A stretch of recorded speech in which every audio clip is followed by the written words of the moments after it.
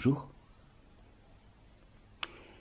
Samuel, Smaïn, Jean-Noël, Christine, Catherine, Sylvie, Fouzia ont écrit « Dis, est-ce que tu pourrais nous raconter une histoire de chèvre ?» Comme la chèvre d'or? Enfin, je veux dire, la chèvre aux cornes d'or? Enfin, je veux dire, la chêne aux cornes et à la toison d'or, qui habite en Camargue? Camargue, oui. Bon, alors, je t'explique. La Camargue, il y a la mer, Méditerranée, et puis il y a la terre du sud de la France.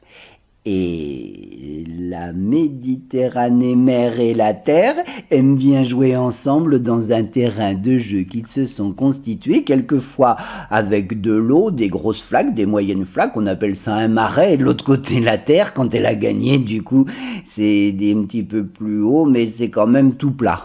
Oui. Et à part du temps dont je te parle, à part... les flamants roses, les chevaux blancs, les taureaux noirs évidemment, et les moustiques. Il n'y a pas d'humain qui habite, sauf le berger. Oui, il y a un berger qui a un troupeau de chèvres là, mais c'est tout. Et la chèvre d'or, bien sûr, aux cornes d'or, à la toison d'or. Ah oui, Desbruats, lui, il y rêve, hein. Non, il en rêve, je veux dire. Desbruats, le sorcier que j'aime pas, le Desbruats qui fait n'importe quoi pour faire peur aux gens.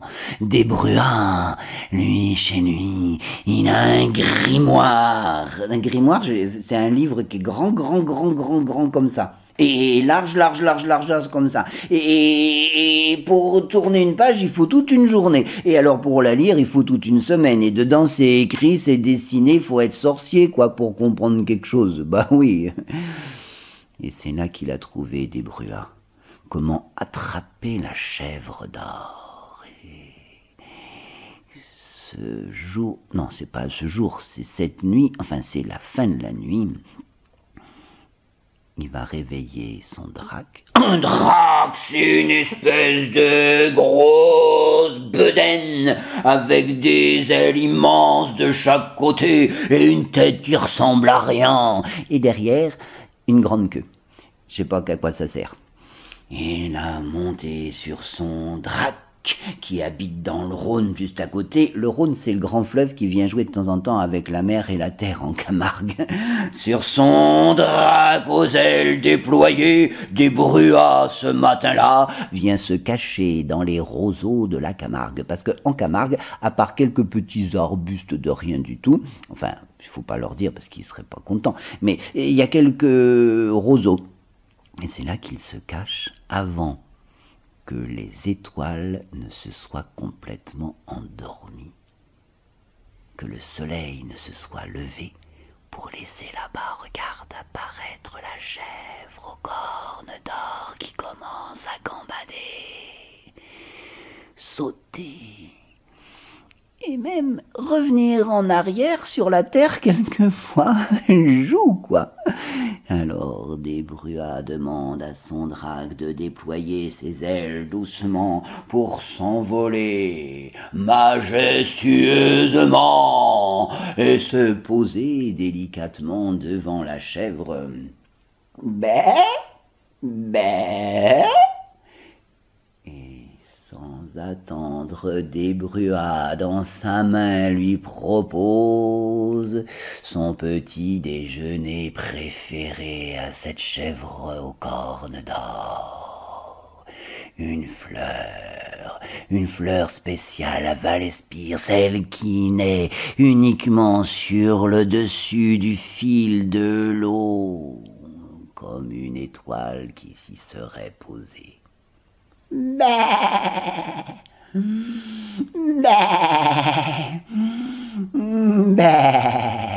bé. Mais la chèvre d'or a beau voir son petit déjeuner préféré, elle voit aussi tout de suite celle qu'elle reconnaît, le débruat qu'elle aime pas elle non plus. Alors elle se sauve, hop là, un bond par-ci, hop là, un bond par-là, et le drac a beau déployer tout ce qu'il peut, toutes ses ailes, avec son gros bedaine, il peut pas la rattraper. Et elle, tu sais où elle s'est mise? Elle a sauté sur le toit de la cabane du berger. Ouais, bon, c'est une cabane, une cabane de berger. Il a pas de sous le pauvre berger. Alors il a fait une cabane avec des roseaux. Il a mis des roseaux de chaque côté pour faire les murs. Après dessus, tu vois, il a mis aussi des roseaux pour essayer de faire un toit.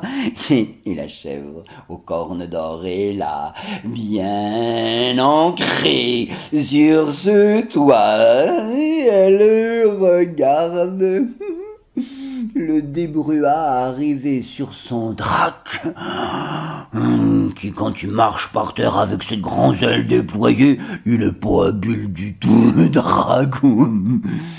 Et arrivé au pied de la maison, Débruat déplie son grand bras, parce que c'est un sorcier. Alors il peut étendre son bras avec la fleur jusqu'au bout du museau de la chèvre, qui voilà son petit déjeuner préféré. Et c'est à ce moment-là que le soleil, lui, il a commencé à se réveiller. Et tu sais comment il fait le soleil en Camargue le matin pour se réveiller? Eh bien, il envoie d'abord un tout petit rayon pour voir si tout va bien, s'il pourra se lever en toute tranquillité. Et ce petit rayon-là vient chatouiller les cornes d'or de la chèvre d'or. Tu penses bien que là, autour de ce grand halo d'or, le débruat sur son drac, avec son bras bien avancé, il en est tout bouche bée. Elle en profite. Elle saute, prend dans sa gueule, saute plus loin, Débruat, le temps qu'il retourne son drac et qu'il lui envoie ses deux talons dans les flancs, sur les côtés, pour le faire encore plus voler. Aïe, crie le drac, et en même temps, un drac, quand il lui fait mal comme ça, il crie, puis en même temps, il pète. Mais il pète du feu. Ah ben c'est comme ça, un drac, qu'est-ce que tu veux? Et le feu, il met le feu à la cabane, forcément. La cabane du berger en roseau, toute confectionnée. Aussitôt, le feu prend une allure gigantesque qui brûle la queue du drac, qui recrie « Aïe !» mais cette fois-ci, en s'envolant dans les airs, en emportant le débruat, tout en l'air, bien au-dessus des nuages. La chèvre, elle, quand elle le voit, le drac crier si fort et le débruat s'envoler si haut,